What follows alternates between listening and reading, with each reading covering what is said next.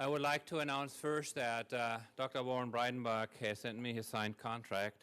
He's going to be the new chief of reconstructive surgery. Many of you may know that he just 2 days ago did a double hand transplant in Louisville, and we're looking forward to him joining our faculty and heading the Composite Tissue Transplantation Institute and the Reconstructive Surgery Division. It is my pleasure today to introduce Dr. Robert Poston as our grand round speakers, and I apologize to him that our residents are gone because we have a retreat today. But nevertheless, I'm delighted to see a full audience today because he's going to talk to us about a topic that I think is going to become more and more popular over years to come, and that is minimal invasive cardiac surgery. Dr. Poston received his MD from the Johns Hopkins Medical School. He did his general surgery residency at the University of California under Nancy Asher, who, like me, was a transplant physician from the University of Minnesota. He did a research fellowship then at Stanford in cardiac surgery and moved on to do his cardiothoracic residency in the Division of Cardiothoracic Surgery at the University of Pittsburgh. In 2002, he was appointed as an assistant professor at the University of Maryland, and in 2008 he was named chief of cardiothoracic surgery at Boston University. His primary focus has been on minimal invasive cardiac surgery, and like many of you in the room, if I needed a 1, 2, or 3 vessel bypass, I wouldn't like my chest cracked unless, there are certain circumstances. So I think this is going to be a field that will develop as cholecystectomies, the treatment of cholecystitis and appendicitis occurred in the 1980s when initially people were in awe about and fear about the safety of these minimal invasive techniques. But eventually they were patient-driven and payer-driven, and obviously, now 99-point-something% of all cholecystectomies are done by laparoscopic techniques. Dr. Poston is going to talk to us about the pros and cons of less invasive cardiac surgery. Dr. Poston, welcome to Tucson.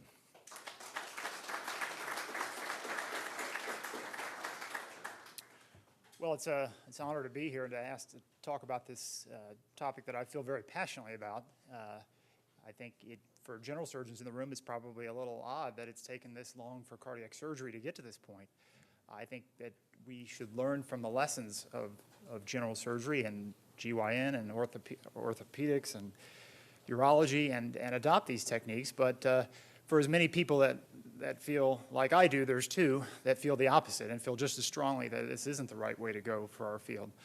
But there's also probably 5 or 6 that are on the fence. And so that's why I feel like discussing the pros of this technique in a conscientious, scientific manner is important, and an honest, transparent discussion of the potential disadvantages and whether or not those can be worked out is very critical for our field to be able to move forward. The feasibility of using minimally invasive techniques for cardiac surgery has been established. I don't think that this is where the debate lies. We have it being performed already for coronary bypass here with a left chest incision, mitral valve incision here in the right chest, using endovascular techniques for aortic disease. These techniques have arrived. The benefits are based on really anecdotes of case series. They haven't really been firmly established in large trials, but I think that based on what we see in non-thoracic surgery, we can feel very comfortable that the advantages are that your pain in your incision is going to resolve quicker. It won't necessarily be less painful to begin with because thoracotomy incisions can be worse than sternotomy. But the pain does resolve. The wound heals faster if you don't cut a bone. Blood loss is reduced. Intubation time, length of stay, complications are reduced. Now, that doesn't say that there aren't downsides, but if we can pull this off, if we can provide the patients with these advantages without having significant problems with disadvantages, everybody wins. The hospital wins because cardiac surgical volumes would go up just like it revitalized the non-thoracic fields. We could expect that would happen in cardiothoracic surgery. Patients benefit. They're consistently more satisfied with less invasive techniques. They like their quicker recovery. The payers of healthcare are ultimately the ones that are going to drive this process, I believe, and that is a big advantage to them because they're people they're paying their health insurance for are going to get back to work sooner. Training has the exposure now to cutting-edge treatments, and the research is wide open to really establish the science here. The bulk of the data that I'm going to present is about minimally invasive coronary bypass because that's what my expertise is in. Specifically, what I'm talking about is using a robot to harvest really bilateral mammaries. That's the strength of this procedure. With unilateral ports on the left side of the chest, cross the mediastinum, take down the right mammary, take down the left mammary, and you get the advantages of these gold standard conduits without having to do a sternal incision. And then through a left thoracotomy, I would do the distal anastomoses, or the suturing of the graft to the vessels. Here's the right mammary coming out of the chest, left mammary coming out of the chest. This is about a 2-inch incision, one of the port sites that I extended. And then with a stabilizer here on a beating heart doing the distal anastomoses. The sweet spot for this technique is the anterior and lateral sides of the heart. So you can easily put the rima onto the front of the heart, the lima onto maybe a diagonal or a OM1. But when you deal with a posterior target, it's a little bit more challenging. Not impossible, but this is where a hybrid technique comes in, so that we're not competing with cardiologists, but instead we're collaborating with them. And I think cardiology in general is quite enthusiastic about this because single vessel stenting has become a little bit on the ropes with the COURAGE trial and things like that. So the ability of a cardiologist to be involved in multi-vessel disease, I think supported by the Syntax study, now has led them to the table to think that the hybrid procedure has a lot of advantages here. And it can be done in a hybrid OR like is pictured here at University of Maryland, where you're doing it simultaneously. That has some logistical advantages, but you can also do it with the stenting or PCI first. You can do surgery first, followed by PCI. I think that each of these has logistical issues that can easily be worked out. The advantages of all this are similar to what general surgeons have discovered, that the wounds are more cosmetically improved. There's a quicker recovery because of the lack of a big incision. The pain resolves quicker, and sternal infection. I think the sternal infection issue has been made more interesting because now CMS, the agency that decides funding for Medicare, has called a sternal infection a never event. So that means that when it happens, the hospital bill is not reimbursed. So any additional length of stay or plastic surgeon's fees or ICU stay, none of that is reimbursed. So if you have a patient like this, sternal infection is not a big risk, maybe less than 1% chance. But if you have a patient like this obese diabetic lady that had COPD and she needs a bypass, then I think you're really rolling the dice to do a sternotomy. Even if you don't take bilateral mammaries, it's probably a 10% risk. So this is the type of patient that I think that this particular advantage is very useful. But those are kind of almost side effects. For me, like I was alluding to in the video, the main advantage is multi-arterial grafting, using bilateral internal mammary arteries. The Cleveland Clinic published a paper about 10 years ago with a fairly bombastic title that 2 IMAs are better than 1. And this has been duplicated, but the findings were here in this graft that if you use bilateral internal thoracic arteries and you compare that to a matched group of patients that underwent single internal mammary grafting with vein grafts, then what you see is about a 30% incidence of single mammary grafted patients having reoperations within the next 12 years. And that goes down to 5% if you use bilateral mammaries. And there was even an indication that survival was improved by the fact that you had grafts that lasted longer. Now we know that, but yet if you look at the national average of bilateral mammary usage, it's only 6%. In Boston, it's 4%. If you use endoscopic or thoracoscopic techniques, that doesn't change, and the expert at that is only using it about 5%. So really the robot has allowed me to use bilateral mammaries in any patient that it would be feasible. Any patient that this would provide any advantage at all. If they need more than one graft, I'm going to use the right mammary because there's really no downside. You know, we do a sternotomy and you take both mammaries, there's a risk of sternal infection. It doubles, and there's not if you're doing left thoracotomy. The way that I would graft through the left thoracotomy is identical to the way we would do it if we did a sternotomy. So we take the right mammary to the left anterior descending. This is a pre-discharge CT angiography that I obtained in this patient. The left mammary now going to a lateral wall target.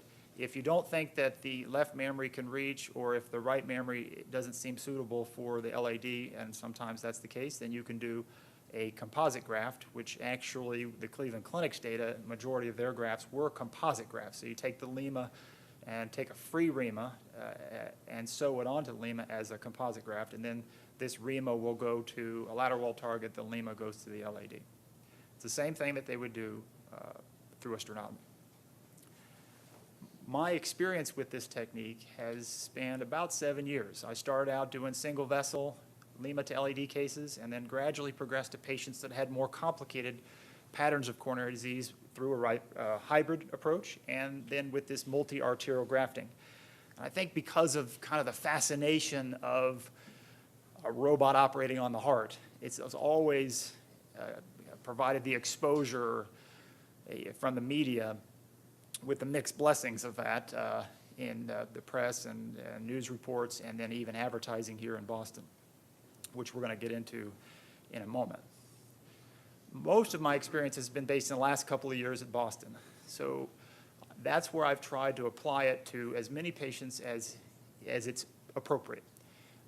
We have about 200 cases per year there, and over the last couple of years, so 400 total patients that have been referred to our center for coronary bypass. And not every patient was a candidate for robotics. So about half of those patients ended up getting a sternotomy, 6 of which ultimately were converted from minimally invasive to a sternotomy.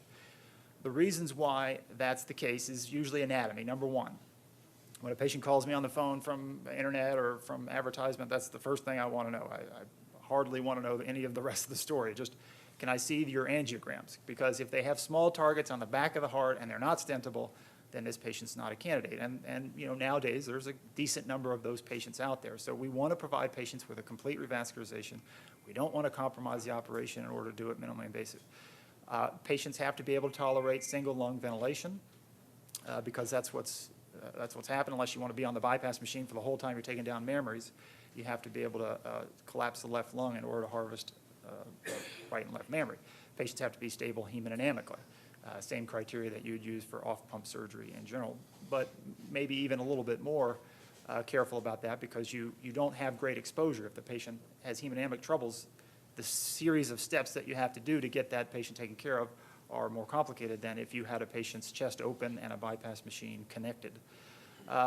So the way we were able to do 200 minimally invasive cases was because a lot of these cases were the multi-arterial grafting, and then through the hybrid technique. So 75 cases were hybrid, some of which were, about half of which were CABG first, then the other half were PCI first. So in these groups, they actually had to come to the OR on Plavix, but there was no difference in bleeding between these two groups because it's done less invasively. I think the sternotomy and the mediastinal dissection is where a lot of the oozing that happens from Plavix comes about.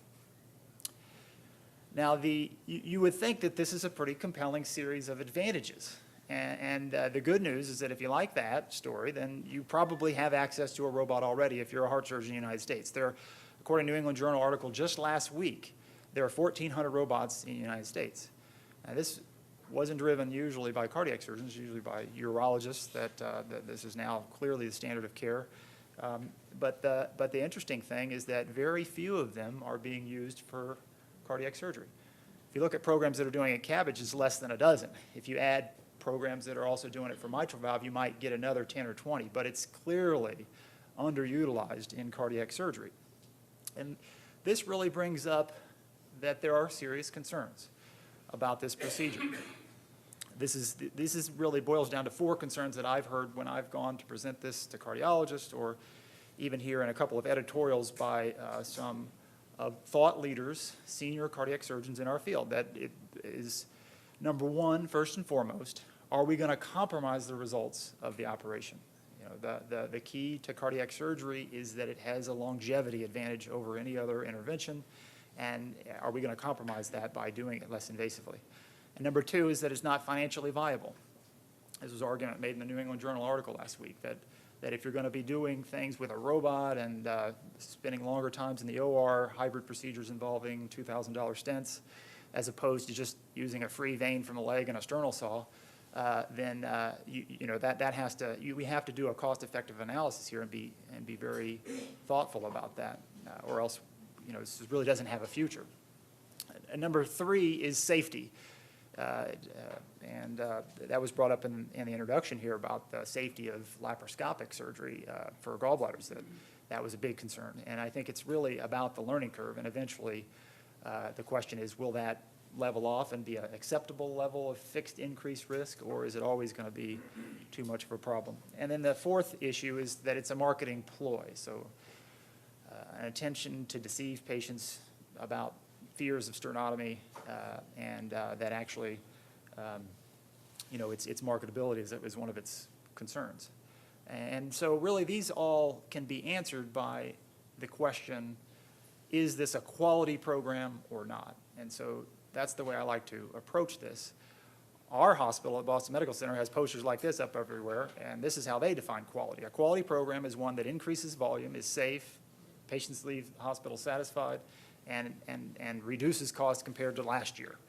And so this is how I've measured the quality of our program. If you look at our cardiac surgical volume the year before I showed up, so I showed up in March of '08, and in the year before we did about almost 250 cases. Then in the year after my arrival, starting a robotic CABG program, that volume doubled, and most of that was CABG volume. If you look at the source of those patients, in fiscal year '07, the year before I arrived, very few patients were self-referred. And all of that increased volume was from patient self-referrals, either by the internet or by advertising. Almost all. Patient satisfaction. So this is now data that you can get online going to this website, hospitalcompare.hhs.gov. I accessed this at the end of the year and compared Boston Medical Center to our 2 closest hospitals, Beth Israel and Massachusetts General. And then we have the average for all hospitals. You can see that Boston Medical Center underperforms on this variable. It's the hospital for the poor. In general, patients have lower expectations than they might have at these world-class competitors, Beth Israel and Mass General. But if you look at the robotic cases, so these are the patients that had robotic center coronary bypass, the 200 patients over the last couple of years, their satisfaction is higher. It's higher than any place in the city for coronary bypass.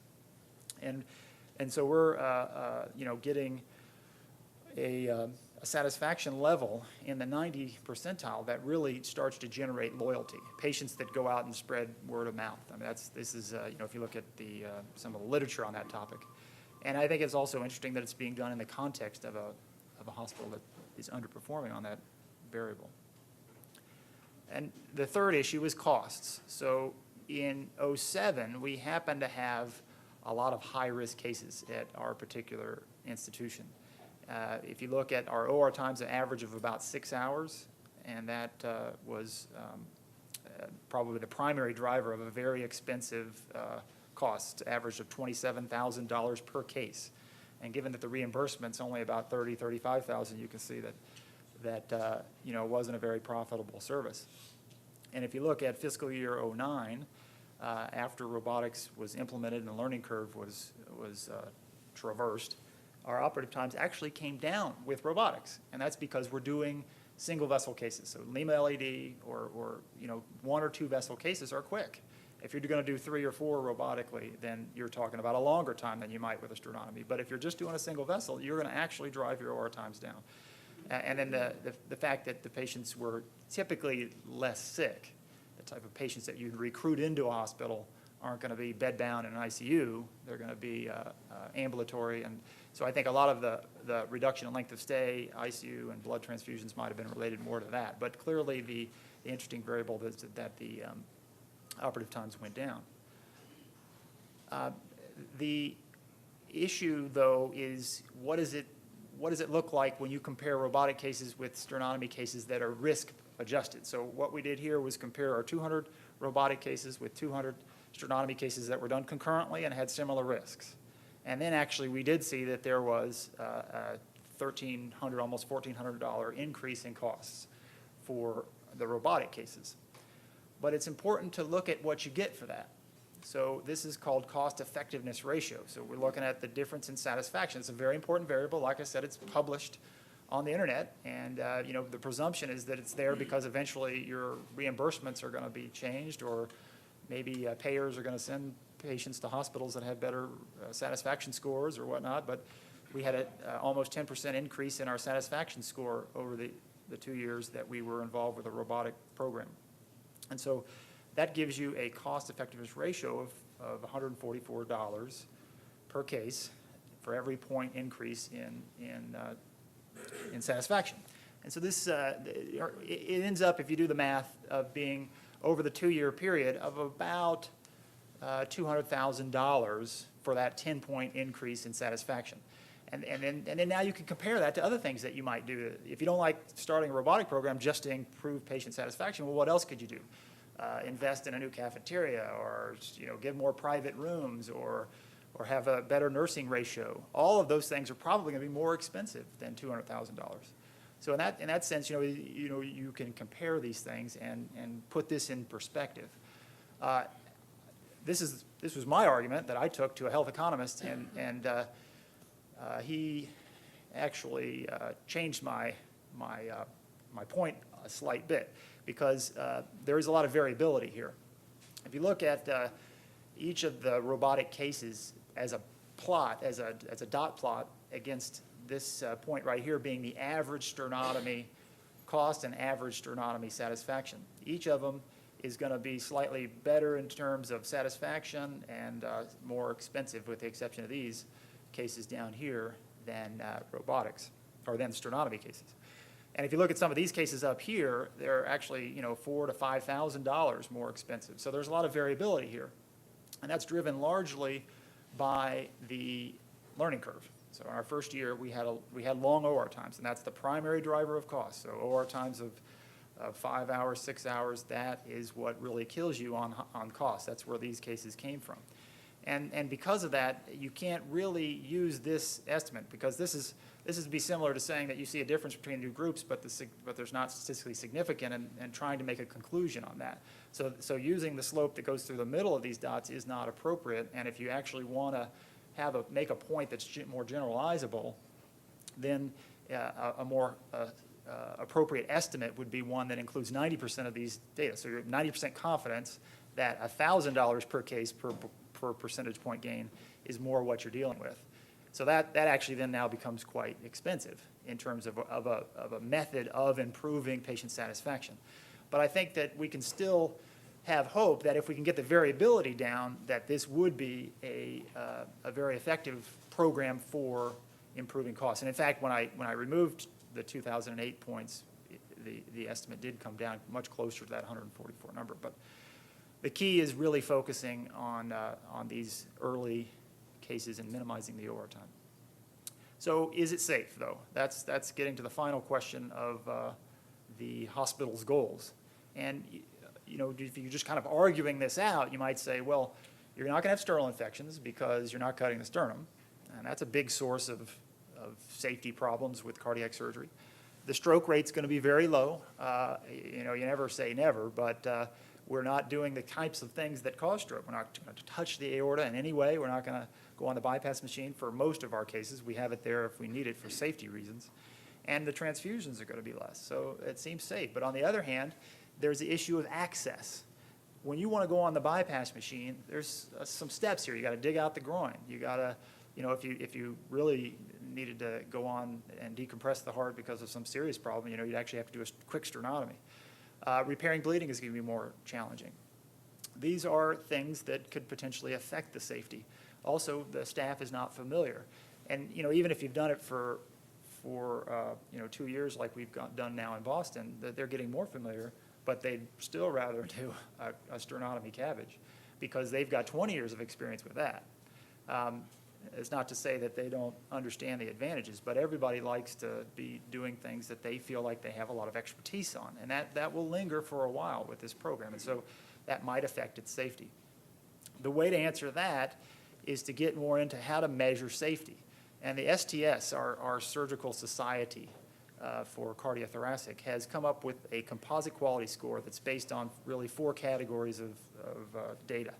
mortality, morbidity, the use of these particular process measures, IMA grafting and compliance with discharge medications. And when you have this score, now it's very objective about what your safety is, because they're going to come up with a score. The average score for the nation is here about 95. It's a range of 89 to 98.4. It's just variables that you enter into this equation and you get this number. And then our score was 97.3. And so you know now how you stand against this quality scoring index. So let's look at where we were in 07 before I started. And then where we were after robotics. Really not much change in mortality, these other parameters, but the big difference was a almost 3-point reduction in morbidity. And that was largely because mediastinitis and stroke were 0 for the robotic cases. Now, this is only half of our cases in 09 were robotics, but that's a good way to drive down your morbidity rate if depending on the morbidities that you're looking at. And given that these are the 5 that we're looking at, and 2 of them are going to be off the list, you're really going to have an advantage on this STS composite score. And this is important. It's important that we were able to get a 3-star rating, because that is something that Medicare uses to adjust your reimbursement. If you get a 5% bonus on every Medicare case that you do, for the year that you have a 3-star rating. And this happened after we started robotics. It was 2008. We did not get 3 stars because of the learning curve. And then in 2009, in the last couple of quarters, the rating comes out in quarter 1 and quarter 3. But I've mentioned several times now the 2008. So this is a way of depicting what happened in 2008. It's called a CUSUM curve. So this is a cumulative plot of the rate of adverse events, morbidity, those 5 major morbidities, and mortality. And then the x-axis is the case number. So cases 1 through 90 were in 2008, and then on up to 200 cases were done in 2009. And you can see a very sharp increase in the cumulative rate. This is 4% higher than you would expect for risk-adjusted cases, according to what you expect to get if they did a sternotomy. And in fact, when you look at my sternotomy cases here, 125 sternotomy cases I've done in the last couple of years, we didn't see that phenomenon. So it seemed to be specifically associated with robotics. What this tells me is that this is the learning curve, no question. And the learning curve extends beyond just morbidity. It's operative times. That's what's driving up the hospital costs that I already mentioned. It's dealing with pain management now. This is a different incision, and those nurses in Boston weren't used to it. They've been doing sternotomies since as long as I've been born. And they, now all of a sudden I'm asking them to deal with the pain of the thoracic incision, which is completely different to a cardiac surgical ICU nurse. The transfusions and bleeding were higher during the learning curve. So all of these things can affect outcomes, and also, more importantly, they can affect team morale. And that's an important issue, because if you subscribe to the prevailing theory of error, of how errors occur, morale is a latent risk factor. So it causes the holes in the defenses to line up. So if you have some blatant hole in your defense, that's not a problem if you've got other people there to counteract that. But when you have a problem with morale and other things that are considered latent risk factors, then now all of a sudden even small holes in the defenses are going to ultimately lead to adverse events at a much more frequent rate. This morale can actually be measured, and I think it's important to measure that, to really see how you're doing. The way to make changes is to come up with clear goals and come up with great feedback. And so if we want to avoid a problem with morale by instituting a robotic program at University of Arizona, then you want to keep a close eye on your culture of safety. This is a survey that is available for download at the Agency for Healthcare Research and Quality. It's an arm of the NIH, and you can enter it in online, and they'll give you a score, and they'll compare it to national averages and things like that. It's a Likert scale of 1 to 5, and there's about 65 different questions. I just pulled out a couple that were interesting. We saw no significant improvement in the categories, but there were significant improvements when we did our first survey in 08, just kind of at the peak of our learning curve compared to towards the end of 09. Improvements in certain things about resolving disagreements, it's not difficult to discuss errors. So we saw some things get better. So other things like this is a pretty telling question about, I would feel safe being treated here as a patient. You know, we were scoring about the middle of the road on both times. So this is the type of feedback that tells us that, you know, we really need to pay attention to the team's view. And this has actually been written about extensively. The institution of robotic cardiac surgery has been a topic that the Harvard Business School has been writing about for a decade. Back in the early 2000s, a lot of programs took up the robot and this equipment called HeartPort. And these investigators at Harvard Business School, Pisano and Edmondson, went and looked at the centers that did great with this adoption of this technique and compared it to the centers that didn't and dropped it. And they found that the ones that did well deliberately selected the team of people that really wants to be involved with this. And I think that, you know, at your institution, it's an excellent infrastructure because you've already got a world-class, innovative program in transplant, VADS. And so that is the type of group that you would put together to help with the next innovation, which would be in minimally invasive cardiac surgery. And then the second issue would be defining the mission. So this is something you put a lot of time into and make sure that everybody understands what this is all about, what's in it for you. You know, that and we need to review the data and find out where our volumes are going here. Would we need to talk to programs that are doing this well, or bring them out and talk to patients that have had minimally invasive surgery, and talk to payers of healthcare and see if they would find this to add value. Just get everybody on board, be it the nurses, be it the administrators. Make sure that everybody understands that this is an appropriate way to go. And then once you do that, then you move on to measuring and communicating the progress. We all establish what it is that we're going to be happy with as the metrics of success. And then we go on and provide that feedback, because the way to motivate people, clearly define goals and clearly provide feedback. If the feedback's good, that motivates them. If it's bad, that allows them to at least participate in making the problem better. Multidisciplinary problem solving. Now I want to show you. You hear coronary bypass and a chill runs through you. I heard Boston Medical Center had this new robot-assisted bypass procedure. Dr. Robert Poston actually helped pioneer it. There were just a few small incisions, unlike the usual open-heart surgery. Less trauma, less pain. I was back to normal. No, better than normal in just a few weeks. Don't tell that to my wife. I'm going to milk this as long as I can. So I showed that with the intention of you looking at it with a critical eye. This is an ad that we played for a year period from July of 08 to July of 09. In terms of its effect, it could be measured by a consumer response. It would be judged as very effective. We had 102 inquiries over that year period, 68 of which were actually candidates for robotic CABG. 56 of those ended up being new cases during that 12-month period. The issue is that advertising works in healthcare or any other area by meeting a need of the consumer. And usually that's an emotional need.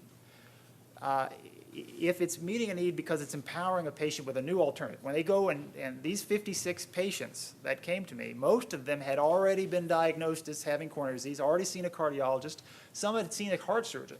There was one patient that was in the pre-op holding area, and his family told him about this advertisement, and he came to Boston Medical Center in an ambulance. So, these are patients that are quite upset. They're quite upset that they didn't know about this before they got to that point, okay? They were empowered with a new alternative here, so that's a good thing.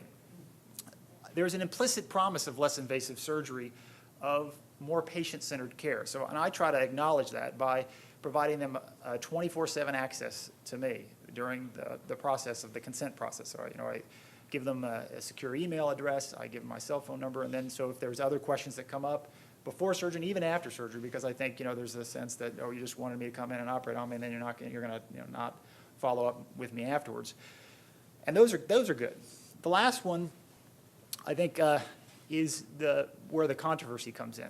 So the patient said that he, recovered in a couple of weeks, which is true. On average, patients do recover in a couple of weeks. But I don't know if anybody noticed, but when he was talking about traditional surgery, he was sitting down. Okay, and he said a chill ran through him. He couldn't even stand up. And then he talks about minimally invasive surgery, and he's walking, and there's ducks in the pond, and the trees are beautiful.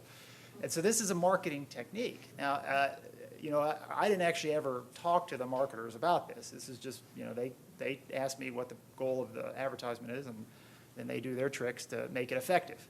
But I think that we got to be careful when we think about that. Imagine if he came into my office. The patient came into my office and asked about robotic surgery.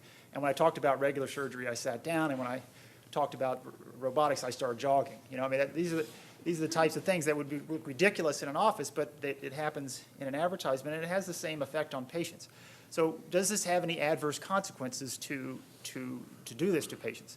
The way we answer that is looking at those 56 patients and comparing them to 46 patients that came in during that same time frame that were not from the advertisement. They had come in from a traditional referral of either our own internal cardiologist or our cardiologist from the community. These patients were younger, higher rate of males, and elective cases, less comorbidities like lung disease. But in general, they were basically similar risks, similar types of cases, similar number of bypass grafts and those types of things. When we look at their outcomes, they had great outcomes. The AD cohort had a shorter length of stay. We looked at their activity score at 3 weeks. 75% of baseline is enough to go back to work. This is the Duke Activity Status Index. Anything over 70 is able to tolerate physical labor. So at 3 weeks, they legitimately, that answered the claim of the ad about being able to go back to work in a couple of weeks. Their satisfaction scores were high. In fact, they were actually higher than the group that did not come in from the advertisement. But the interesting finding was unmet expectations. So we interviewed them at 6 months and asked them about 3 specific claims that we made in the ad: the length of the incision, the time required for recovery, and the expertise of Dr. Poston. And found that there were significantly more, a total of 10 patients that said that they had unmet expectations. And I was actually quite surprised by that, because these were the patients that had great outcomes. But specifically the length of the incision. It says dime-sized incisions, and it was bigger than a dime. And so this is the kind of feedback that's important, though. I think you want to take a thoughtful approach to all this, and maybe the next time we design a advertisement, we can moderate those claims. It goes beyond just the patient, though. The patient developing unrealistic expectations is one potential adverse consequence, but I think you have to be careful about others. And it all boils down to consumer response, though. If you don't have this, don't worry about any of this. Okay, so the only reason why advertising creates controversy is because it's effective. If you do an ad and it doesn't generate any referrals, you won't hear any complaints. You won't hear any complaints from any of these people. Okay, but the referring physician is an issue. So this has already been looked at. The more complicated the procedure that you're advertising, the more likely it is going to create tension between the patient and the referring doc when they bring it up. So orthopedics here and oncology, they've actually advertised chemotherapy agents on TV. And they've studied that, and they found that creates a lot of tension, a reasonable number of times, between the patient that doesn't really understand the topic fully and the referring doctor.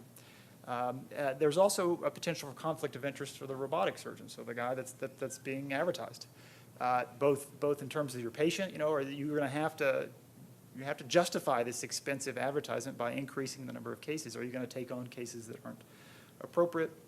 And then as an academician, I had a cardiologist once at Mass General when I was giving a grand round say that, on one hand, you're doing research to look at recovery times after robotic surgery. On the other hand, you have an advertisement that already claims that it's true.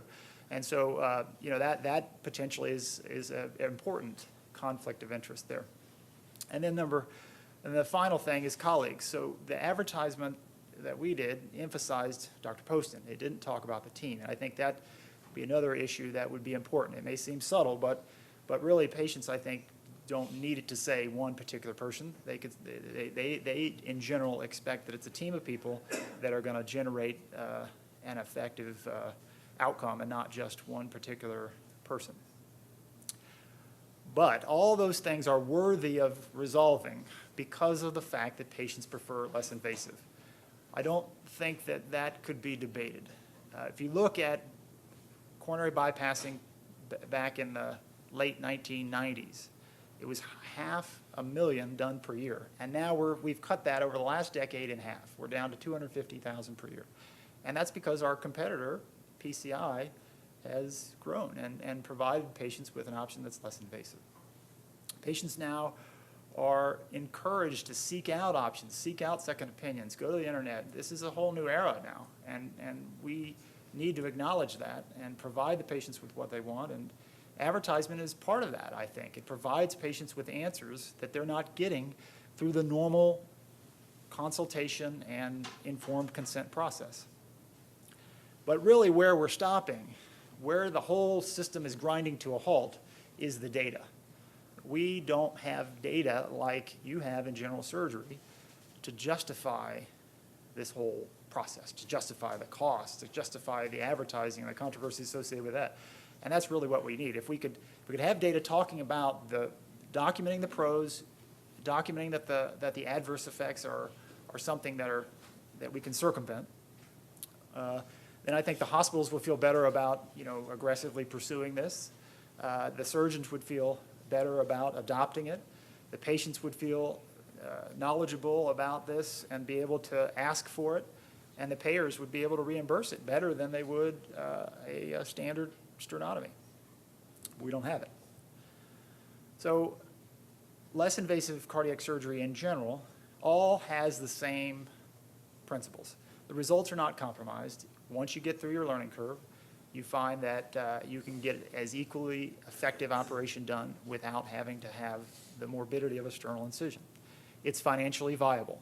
It can be more expensive when you are including the learning curve, but beyond that, I think you're dealing with something that has, I think, some financial strengths in terms of growing volume and avoiding sternal infections and the other issues that we've talked about. Number three is the learning curve is an important issue and probably needs more attention about this. It's not just a technical issue, it's a team learning phenomenon. It's change management that is really the key. It has a strong marketing potential.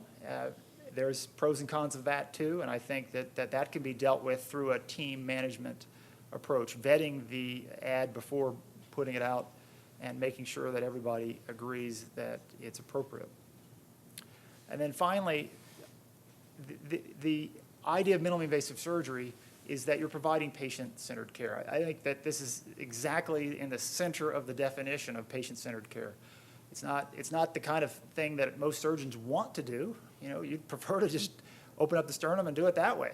But you do it because the patients want it, and it's what you would want if you were a patient. And so that has practical value and intrinsic value. The practical value is that when patients are provided patient-centered care, they have better outcomes. They participate in their care more. They feel like they're a player, a participator in their care, and so they're more motivated. But there's also intrinsic value to this. I think that we have an obligation to provide what we would want our family members to have. And if we can't do that ourselves, we should just get out of the way and allow the field to progress.